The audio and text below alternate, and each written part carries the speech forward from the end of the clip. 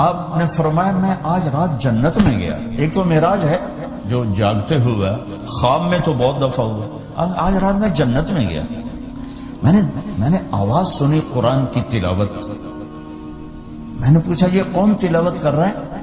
ان کا جی یہ حارثہ بن نعمان ہے. تو آپ نے کہا حارثہ بن نعمان وہ تو مدینے بیٹھا ہے. دیکھو آپ کو سنانے کے لیے مائک لگا ہوا ہے اوپر، تھوڑے سے لوگ آپ، اور حارثہ کی آواز جنت میں جا رہی ہے اور وہ مدینے بیٹھے ہوئے ہیں. 7 آسمان پار کر کے آواز جا رہی ہے. کیسے پوری جنت میں اس کی آواز کیوں آ رہی ہے؟ کہ یا رسول اللہ انہوں نے ماں کی ایسی خدمت کی ہے کہ اللہ تعالیٰ نے خوش ہو کر کہا ہے حارثہ جب قرآن پڑھے ساری جنت کو سناؤ، ساری جنت کو سناؤ. اچھا کیسی خدمت کرتے تھے؟ ماں کی کیسی خدمت کرتے تھے؟ ان کے کپڑے بیوی سے نہیں دھلاتے تھے، خود دھوتے تھے.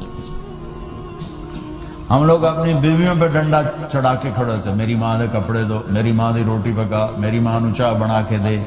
آپ کی بیوی کی ذمہ آپ کی ماں کی خدمت نہیں ہے، میرے ذمہ میری ماں کی خدمت. میری بیوی کے ذمہ میرے باپ کی خدمت نہیں ہے، میری ماں کی خدمت نہیں ہے، میری بہن بھائیوں کی خدمت نہیں ہے. لیکن یہ بر صغیر کے معاشرے کا ظلم ہے کہ آنے والی بچی ٹکڑے ٹکڑے ہو جاتی، پس کے رہ جاتی. اور ایک ظلم و ستم کی چکی میں وہ قیمہ بن جاتا ہے. ساس کا ظلم، سسر کا ظلم، خامد کی بہنوں کا ظلم، بھائیوں کا ظلم، تانے بولیاں. اس بیچاری نے بچے کیا پالنے ہیں، وہ تو روتے روتے زندگی گزار دیتی. میرے ذمہ ہے ماں کی خدمت، میری بیوی کے ذمہ نہیں ہے. پوچھو مفتیوں سے ماں کے لیے کیا کرتے تھے؟ سالن خود بناتے تھے، آٹا گوندتے تھے، روٹی پکاتے تھے، پھر تھالی میں پلیٹ میں رکھ کر ماں کو سامنے بٹھا کر خود کھلاتے تھے. کھلاتے بھی خود، اور ماں کو تیل لگاتے، کنگھی کرتے، جوئیں نکالتے. اور کبھی اماں کوئی کام کہہ دیتی اور سمجھ میں نہیں آیا، اب تو یہ نہیں کہتے تھے ماں جی کیا جائے، اپنی بیوی کو باہر بلا کر کہتے ماں جی نے کیا کہا ہے مجھے سمجھ میں نہیں آیا. ایک دفعہ موسیٰ علیہ السلام نے پوچھا یا اللہ میرا جنت کا ساتھی کون ہے؟ تو موسیٰ علیہ السلام نے فرمایا فلاں قصائی تیرا جنت کا ساتھی.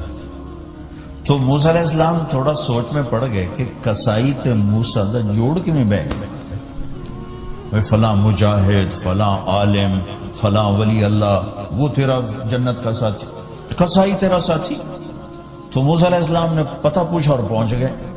تو وہ گوشت کی دکانوں میں ایک دکان اس کے بھی تھے، میں بٹھا چوکڑی مار کے تھا اپنا بیچی جاندہ تھے، ٹکی جاندہ ہے. کوئی موسیٰ علیہ السلام کو اسپیشل چیز نظر نہیں آئی. جب شام کو وہ چلنے لگا، جب وہ اس کا گوشت ختم ہو گیا تو اس نے ایک ٹوٹا تھیلے میں ڈالا اور چل پڑا. موسیٰ علیہ السلام بھی ساتھ چل پڑے. وہ گھر پہنچا تو موسیٰ علیہ السلام نے کہا میں آ جاؤں؟ کبھی آ جاؤ.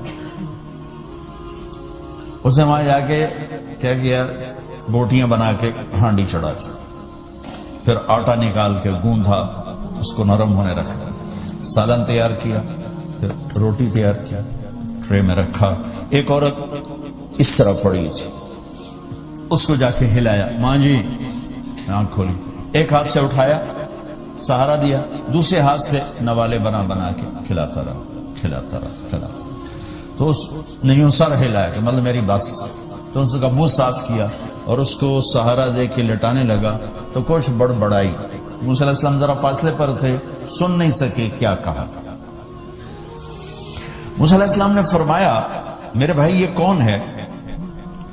کہا جی میری ماں ہے، اور میں جب صبح جاتا ہوں نا کام پر تو اس کے سارے خدمت کر کے روٹی پانی کھلا پلا پھر میں جاتا ہوں، پھر جب شام کو واپس آتا ہوں تو پہلے میں اس کی یہ خدمت کرتا ہوں. بیوی سے نہیں کہا، خود کیا. ہم اپنی بیویوں کو کتنا ذلیل کرتے ہیں، اور 99% جو ساس ہے وہ نیگیٹو ہے اور ظالم ہے. 99% ساس نیگیٹو ہے اور ظالم ہے. اور ہمارے بچوں کو ہوش نہیں کہ میری ماں ہے میری ماں ہے. ماں کی وجہ سے بیوی کو تباہ نہ کرو اور بیوی کی وجہ سے ماں کو تباہ نہ کرو، اس میں بیلنس کرو۔ بیوی کے عشق میں ماں باپ ذلیل نہ ہو اور ماں باپ کے عدم میں بیوی ذلیل نہ ہو۔ یہ دونوں نوحے میں سن رہا ہوں، اس لیے بول رہا ہوں، دکھ سے بول رہا ہوں۔ کہا جی میں شام کو پھر اس کی خدمت کرتا ہوں، اب بچوں کو بعد میں دیکھتا ہوں۔ کہا اچھا یہ بتا یہ کیا کہہ رہی تھی؟ لٹا رہے تھے۔ کہنے لگا جی بس ماں جو ہوئی جب بھی خدمت کرتا ہوں تو کہتی اللہ تجھے جنت میں موسیٰ کا ساتھی بنا۔ میں تو جی کمی کسائی تے موسیٰ کلیم میرا دا کی جوڑ ہے۔